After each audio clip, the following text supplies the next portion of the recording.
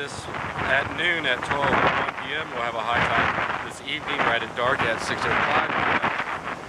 The Edisto buoy is reading 9.5 feet at 12 seconds.